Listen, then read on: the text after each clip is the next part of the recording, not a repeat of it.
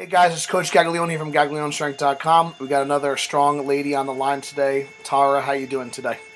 Good. How are you? Great. Well, thank you so much for coming on today. We appreciate your time. For those of the people that are watching that don't know who you are, can you introduce yourself and tell us a little bit about who you are and what you got going on right now? So my name's Tarra. I am a sponsored athlete with Lead FTS. I live in Pittsburgh, Pennsylvania. Uh, what else? You want to let people know like what your best lifts are or anything like that, or So my best lifts in competition are a 435 squat, a 280 bench, and a 500-pound deadlift at 181. nice. Yeah, I don't know. Not much. That's me. In a nutshell, yeah. I don't know if you remember or not, but this is kind of before we really talked at all. But I actually saw that 500-pound pull in New Jersey. That was pretty awesome to see. So very cool. So good job with that. So big number. So just want to kind of rewind a little bit and tell the listeners a little bit about kind of how did you actually get started like lifting in general, and like what kind of got you into the strength training at the start. So I was always an athlete, actually. I was a competitive gymnast until right around my senior year of high school. I played softball, and then I continued to play softball in college. Whenever I first started, so go backwards a little bit, I guess. Always a gymnast, so I was always smaller. Whenever I quit, I gained about 20 pounds. And then, which was normal, that was okay. And then I went away to school my first year, and I put on 30 more pounds. So at that point, I was around 195-ish. And I just wasn't okay with that anymore. So I went to a local gym, and I was just doing cardio and just general body weight stuff. And then I had met Swede Burns, regular fifth set. And at the time, I didn't really know, but he was a coach, and so I started training for weight loss. I lost 30 pounds, and then I ended up being good, and then I just kind of spiraled from there, I guess. Took off. So was there any kind of like deciding moment where you kind of realized like I actually want to like not just train but actually compete? Was there ever kind of like what like tell us about like how that kind of like came about? So, whenever, okay. So I actually had started to then, I got involved in a relationship, and then it just so happened that he had a team of powerlifters, and so I started to train with them, and so I think I pulled 315 or something, and that's when I was like, okay, like that's kind of a lot, I was like, whatever, and then we had started this like deadlift grudge match with me and another guy on the team. And I think that that's kind of what started the competitiveness Nice. for me. So I would say that was probably one, because I know that I didn't really compete in the meets that the team was doing. Like there were two where I didn't. And then after that, I was like, okay, maybe I'll try. Cool. And then so obviously like I said, you just competed at Boss of Bosses. I know you've kind of done some other like kind of like higher level meets. I don't know exactly what your ranking was, but 1,200-pound total I think is your best total. So that's really like really good. Even just get over 1,000 now you're kind of getting into 1,200 plus. When did you kind of think about like I want to take this to the next level and not just kind of do this maybe just for fun, but I want to take this serious and I really want to compete at like a higher level? So for me, actually, that happened really fast. So, because my first meet it was in New Jersey. It was like a smaller meet. It was UPA or something. And I think I totaled like 860 or something. And I remember that so that's when they had just announced stuff for, I think it was God, I don't even know, 6? Which one was this? I don't even know. Well, this past one was 9, so I know Raw Unity 7 was actually the first one I've been to, and I know Raw Unity 8 was the year before that. With that's like kind of when they that was like the last year they did it with the monolift, and So I think it was Rum 7 then, I think. And they had just announced, I think 6 or 7, whatever. They had just announced like the qualifying totals. And I remember Sweet had been like, "Oh my, like that's such a big meet, all this stuff." And then when Sure. we looked at qualifying totals, it was 895, and I had missed a lift or something. I really struggled with squat, so we knew that I could put more on my squat. So I registered for a meet in June of that year, and I got the 895 total so that I could register for Nice. Raw Unity in time. Um, and since that was a bigger meet, I think that's when I was like, okay, like I'm gonna take this seriously and try to get as good as I can. Cool. Awesome.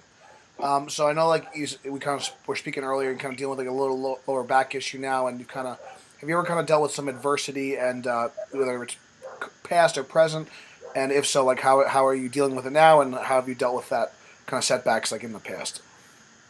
So I have to say, as far as injuries, I've been really, really, really lucky in my entire athletic career not to have any injuries at all. I mean, as far as like a major thing, I think I sprained my ankle back when I was a gymnast. That's about it. But so I do have a back thing going on right now.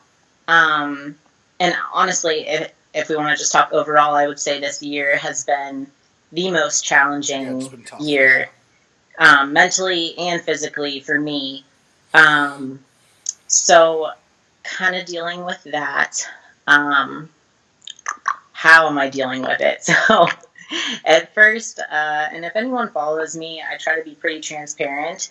And I think it's been pretty apparent that I've been struggling, or was, um, emotionally anyway. Physically, obviously, that transfers into emotionally too. So in August, hot mess. I was just all over the place. Um, I think it's important to, when you get hurt, to take a step back. Um, and it kind of allows for that. Like you have to, like you can't Yeah. just keep pushing. Um, and I was very resistant to that. Um, but now I think I'm doing better. Um, Forces you to look at yourself as a person more than just like Yeah. a lifter. Um, so I don't know. I'm just trying to, for me, what makes sense is to work on myself as a person, Yeah. and take a step back, and then whenever I'm ready again and healthy, it'll transfer into lifting.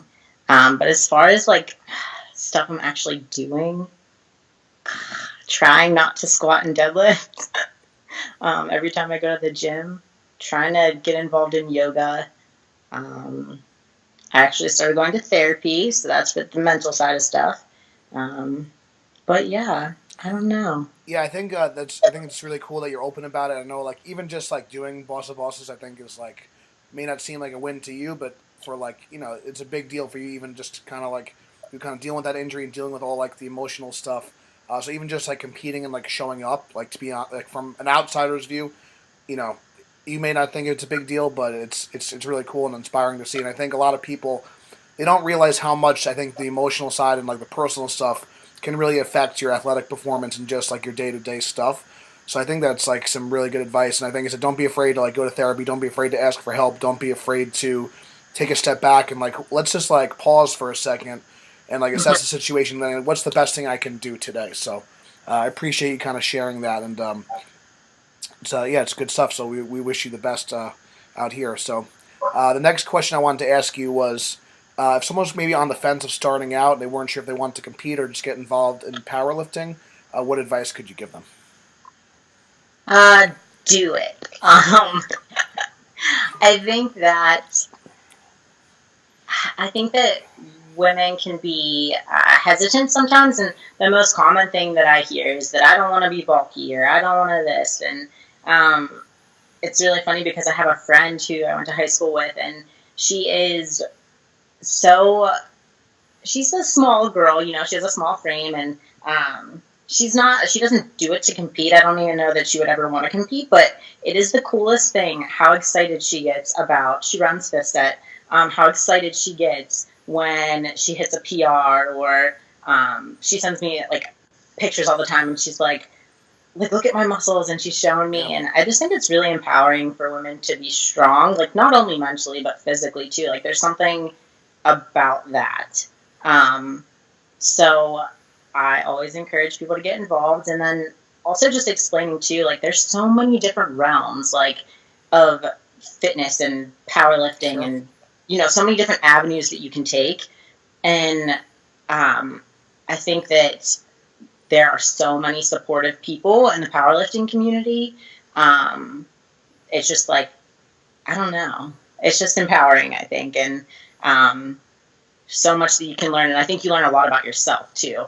Um, so yeah, that Cool. would be my advice. Just do it. Just jump in. And I guess along those lines is also be careful who you trust and who you take advice from, Yeah. because while there is a wealth of knowledge, you still have to, be smart and pick and choose, Totally. as that goes. So Yeah. yes. I think thank you, and then I totally agree, and I think we always say kind of like a stronger body, stronger mind, and I think as you get stronger, you get more confident, you kind of carry yourself different. So, powerlifting is a great avenue for that. So that's great advice. Another kind of just question more specific to you. Um, I think I don't know, is your best bench in competition like 275 or something like that, or 280, 280? All right, sorry, I'll give you the. 275, whatever. Thing. So but closing on a 300-pound bench press for someone your size is like really respectable, and it's a great lift. I think a lot of women struggle with the bench and like just upper body strength in general. Some may even kind of believe that women can't have a strong upper body. I've heard that before. So Mhm. what advice do you have for women that maybe they're struggling with their bench press and just upper body strength? What are some things that you've done, and what's like your mental approach when you're kind of getting under the bar, going for a heavy bench? So I kind of have an unfair advantage when it comes to bench press, I think. And that's just because of my gymnastics background. Like, I've always had giant traps and big lats. So I do have a little bit of an unfair advantage with that. But as far as advice, for what to do to build a big back, I think that it really just comes down to time.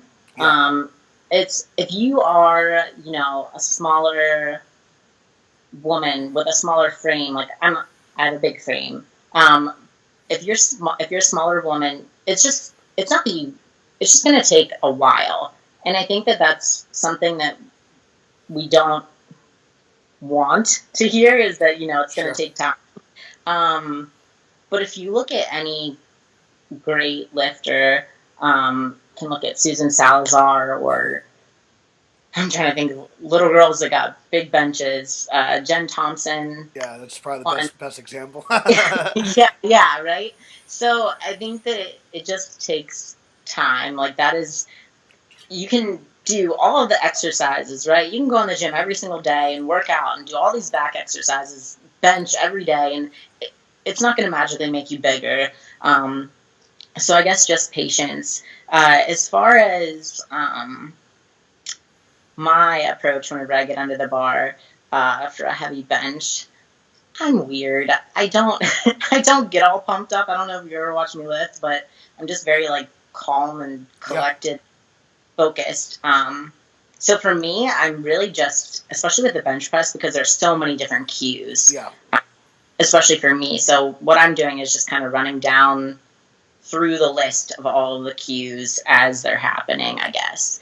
Um, and really just, I don't know, squeezing the bar as hard as I can. And I think that it becomes, and actually, now that I'm thinking about it, so I hadn't benched with my feet on the floor um, for 3 months. It's been almost 3 months. Uh, I was very impatient, and so I just put my feet on the floor and I said, "Whatever, I'm going to bench today." And I benched 255 out of nowhere, um, and it's crazy because I wasn't expecting to bench that much.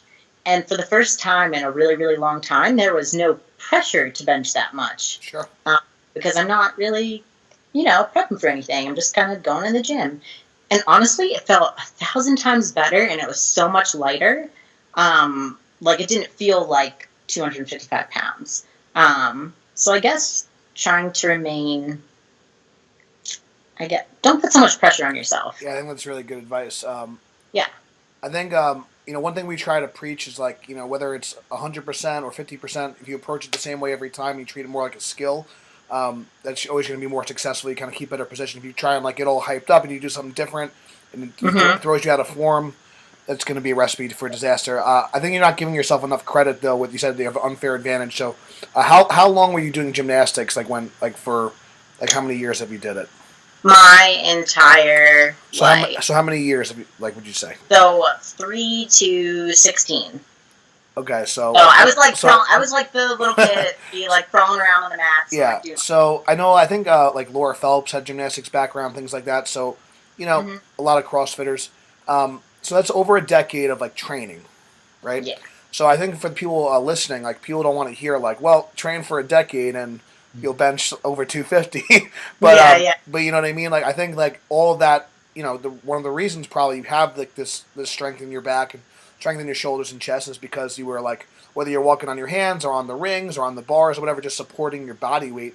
I mean, Mm-hmm. that's an unbelievable like foundation for any sport, especially for like someone. And again, how many women, even maybe they're 20 years old getting started and they've never even touched a barbell, they've never done a push up, they've never done anything Which I athletic. honestly So think that is the most. Whenever I see someone that comes from like no athletic background and then just becomes a monster, like that is so sure, impressive and empowering and awesome. Like I love to see that. and it's rare to see. So, It is.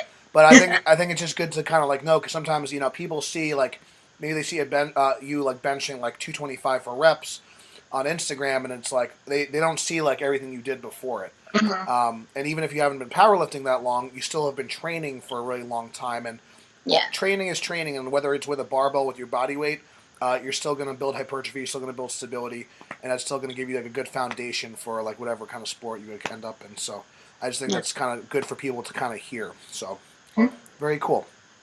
All right, so I think that's we're going to start to close out, but you can kind of hang out before we once we end the recording.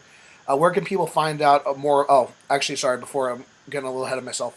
So you talked about your sponsorship with Elite. So I just wanted to talk about um, in the powerlifting world, like what a sponsor is like very kind of like it's not really black and white. I'm a columnist with Elite. For those of you guys that don't know, also it's I think unbelievable company, great team. So for people maybe that are like looking at maybe they're a little higher level and they are looking to get sponsored at some point or be part of it, maybe not sponsored but be part of a team. Mm-hmm. Talk about like how that was like and why you kind of chose to be part of Team Elite FTS and what kind of qualities you should look for if you want to be sponsored or if you want to be kind of part of a team or represent someone else's company or brand. So I think, um, let's see, where do I start? Sponsored with Elite. So I, Elite FTS is like, and I think being a part of the team is it's a privilege. Sure. And it's just really awesome. The whole message is live, learn, and pass on. Um, and so I am completely for that, obviously. I don't maybe share or um, pass on so many things technically with powerlifting. As far as, I mean, I've always been coached by someone else. So I can, show you and tell you. But as far as my abilities to, I guess, with the technical side of things, I'm not comfortable yet, but I'm really, really happy to say that I'm learning and getting more comfortable. But I think it's just a lifestyle in general. So I don't know if anyone knows, but I'm pretty much a therapist, and I work for a nonprofit agency. And so that's kind of the basis of my whole life. So it made me really, really excited to be able to transfer, or I guess make my personal life, well, my professional life, transfer into my personal life, and be able to share information with athletes, which I'm really, really excited to be doing more of. It's something that I maybe haven't done in the past, but I'm doing it now. Especially regarding like emotional things and like general outlook on life and how to deal with things. Um, let's see, what to be like, I guess. Just be you. I don't know. I've never tried to really be anything else but me, and I think that's important. Um, because at the end of the day, I mean, you can put it out there that you're this great person and, you know, you're doing all these things because it's really easy over the internet, right, to show our best side. But no matter what, I think that it always comes through who you really are. Um, so just be you, be genuine, be true to yourself. Um, I don't know. I don't. I don't think that. I don't know. I think that companies look for genuine people that want to help others, Yes. and you know, that are going to represent their company and what they stand for, whatever that might be. So maybe Elite FTS is, you know, where you identify yourself with, right? Maybe it's a clothing company. Maybe Sure. it's, I'm trying to think of any other, like Yeah. Iron Wrestle or Supplement or clothing, supplement or whatever it gear, is. Yeah. anything, and make sure that you're not just, it's so easy to like get an offer or something from Mm, someone, right? And it's like, oh, well, that sounds really good, and I get free stuff and all of that, yeah. whatever. But if you're not, what is the point in doing that if you in co-signing on that if it's not something that you don't even use or that you like? So as someone would get better, I think it's just important to pick and choose wisely. That's all, and make sure that it's something that you actually believe in Yeah. and passionate about. So yeah.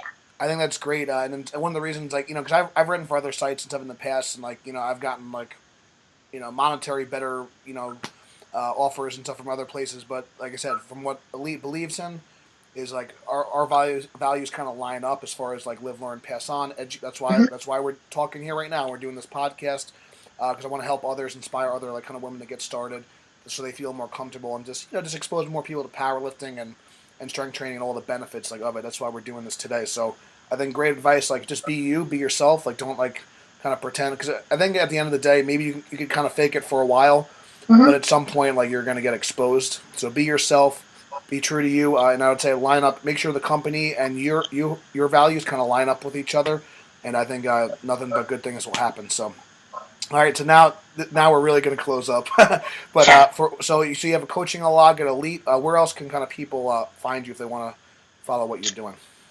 So on Elite FTS, I have my log, and then Instagram, it's just Tarra, Tarra, period, and then it's Orvac, Oravec. Used to be T-Rex, but T-Rex is dead. It's T-Rex just is dead. me. All right. Just me. So change that around too. Uh, but yeah, that's all. I try to post frequently. I do have Snapchat, but I don't even use it. So I haven't ventured to that realm like either, but yeah, can't so keep up. It's just too much. So yeah, Instagram, Facebook, and my log on Elite, and hopefully it starts to get more interesting whenever I, you know, start training for meet again. yeah. You know, I think though, even with I think sometimes like maybe we expect like, you know, you guys are like always like killing it all the time, but I think even like with your recovery stuff, I think people will really appreciate like seeing what you're doing, and like, you know, it just shows like kind of you're human, and then like hopefully, like I said, once you get back on the platform, whether it be sooner than later, just kind of see that kind of that transformation, I think would be really cool. So even if you're not like, you know, deadlifting 500 pounds like every week, I think it's still like cool to kind of see your journey, and we wish you the best of luck. So thank you again for coming on. Make sure you show Tara some love. Drop a comment below, give her a follow, and thank you guys for watching. Check out the links below, and make sure you subscribe to the podcast and give us a 5-star review. It helps other people find us. Thanks so much, guys, and we'll see you soon. Thank you.